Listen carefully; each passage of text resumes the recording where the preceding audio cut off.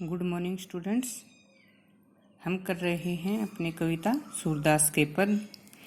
पहले और दूसरे पद्यांश की व्याख्या हमने की है और अब तीसरा पद्यांश देखते हैं।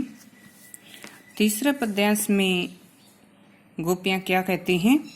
हमारे हरि हारिल की लकड़ी, कि हमारे लिए तो हमारे भगवान हरि भगवान हारिल की लकड़ी, हारिल पक्षी की एक लकड़ी की भांति हैं। गोपियाँ कहती हैं कि हमारे लिए तो हमारे भगवान श्री कृष्ण जी हारिल पक्षी की लकड़ी की भांति हैं। हारिल कैसा पक्षी होता है? हारिल एक ऐसा पक्षी होता है जो उड़ते समय एक लकड़ी को, छोटी सी जैसे लकड़ी को अपने पंजे में दबाकर उड़ता है और उसको ये भ्रम होता है कि मानो वह उसी लकड़ी के सहारे उड़ रहा है। अगर लकड़ी गिर जाएगी तो वह भी जैसे नीचे गिर जाएगा। तो इस प्रकार से वह एक छोटी सी लकड़ी के टुकड़े को उड़ते समय पंजों में कसकर पकड़ता है। तो गोपियाँ क्या कहती हैं? हमारे लिए हमारे भगवान श्री कृष्ण जी हारिल पक्षी की लकड़ी की ही भांति हैं। जिस प्रकार हारिल पक्षी लकड़ी को पंजे में कसकर पकड़े रहता है, उसी प्रकार हमने भी अपने दिल में श्री कृष्ण जी को दृढ़ता से बसा रखा है। मन कर्म वचन नंद नंदनुर। देखिए आगे कहते हैं कि हमने अपने मन से, अपने कर्मों से और अपने वचनों से नंद नंदन, बाबा नंद के नंदन अर्थात श्री कृष्ण जी को और अपने हृदय में दृढ़ करी पकड़ी, दृढ़ता से पकड़ रखा है, बसा रखा है। हमारे लिए भगवान श्री कृष्ण जी हरिल पक्षी की लकड़ी की भांति हैं। हमने अपने मन से, अपने कर्मों से और अपने वचनों से श्री कृष्ण जी को अपने हृदय में दृढ़ता पूर्वक पकड़ रखा है, बसा रखा है। जागत जागते हुए, सोवत सोते हुए, सौपन सपने में, दिवस दिन में, निशि रात में। निशि रात होती है, निशि रात में। कान्हे कान्हे जकरी, कान्हे कान्हे कन्हैया कन्हैया, जकरी रटती रहती हैं। क्या कहते हैं कि हम जागते हुए, सोते हुए, सपने में, दिन में और रात में कन्हैया कन्हैया ही, श्री कृष्ण ही रटती रहती हैं। सुनत जोग लागत है ऐसो ज्यों करवी ककरी। गोपियाँ कहते हैं कि अब ये योग का संदेश सुनकर, सुनत जोग, ये योग का संदेश सुनकर लागत है ऐसो, ऐसा लगता है ज्यों जैसे हमने करवी ककरी, करवी ककरी, कड़वी ककड़ी चख ली हो। ये योग का संदेश हमें कड़वी ककड़ी के समान कड़वा लगता है। ऐसा लगता है मानो हमने कड़वी ककड़ी चख ली हो। सूतो व्याधि हमको ले आए, देखी सुनी न करी।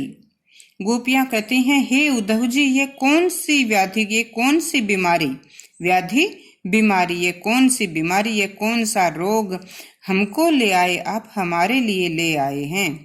देखी सुनी न करी, जो न कभी देखा गया है, न सुना गया है और न ही किया गया है, अर्थात भोगा गया है। हे उद्धव जी, ये ऐसा कौन सा रोग आप हमारे लिए ले आए हैं जो कभी न देखा गया है, न सुना गया है और न ही भोगा गया है। यह तो सुर तिन्ही ले सोपो, जिनके मन चकरी। सूरदास जी क्या कहते हैं कि गोपियां कहने लगी कि यह बीमारी तो तिन्ही ले सोपो, हे उद्धव जी, ये बीमारी तो उन्हीं को ले जाकर सौंपो, जिनके मन चक्री, जिनका मन चक्कर की तरह घूमता रहता है, अर्थात जिनका मन चंचल है, एक जगह स्थिर नहीं रहता। हमारा मन तो श्री कृष्ण जी में स्थिर हो चुका है। तो यहाँ पर गोपियां जिस तरह से क्या करती हैं, श्री कृष्ण के प्रति अपने अनन्य प्रेम भाव को व्यक्त करती हैं। प्रसंग मैंने आपको पहला पद्यांश करवाने से पहले प्रसंग नोट करवाया था। अगर उस समय आपने नोट नहीं किया तो एक बार फिर से दोहराती हूँ, नोट करें। प्रस्तुत पद हमारी हिंदी की पाठ्य पुस्तक क्षितिज भाग 2 में संकलित सूरदास के पद नामक कविता से लिया गया है, सूरदास के पद नामक कविता से लिया गया है, जो भक्तिकालीन कवि सूरदास जी द्वारा रचित सूर सागर काव्य के भ्रमर गीत में संकलित है। यहाँ कवि ने उद्धव से निर्गुण भक्ति का संदेश सुनकर नाराज हुई गोपियों की विरह पीड़ा और भक्ति भाव की सुंदर अभिव्यक्ति की है। यहाँ कवि ने उद्धव से निर्गुण भक्ति का संदेश सुनकर नाराज हुई गोपियों की विरह पीड़ा और भक्ति भाव की सुंदर अभिव्यक्ति की है। आगे इसके अनुसार आप सभी पद्यांशों की जो समझाया है उसी अनुसार व्याख्या करेंगे। व्याख्या के बाद नीचे भाव सौंदर्य। भाव सौंदर्य क्या है? कवि के कहने का भाव यह है कि श्री कृष्ण की राह देख रही गोपियां जब उद्धव से योग संदेश पाती हैं तो बहुत दुखी हो जाती हैं और व्यंग्यात्मक ढंग से अपने भक्ति भाव को उजागर करती हैं। इसका ये भाव सौंदर्य और इसके बाद काव्य सौंदर्य। ठीक है। काव्य सौंदर्य में क्या क्या आता है?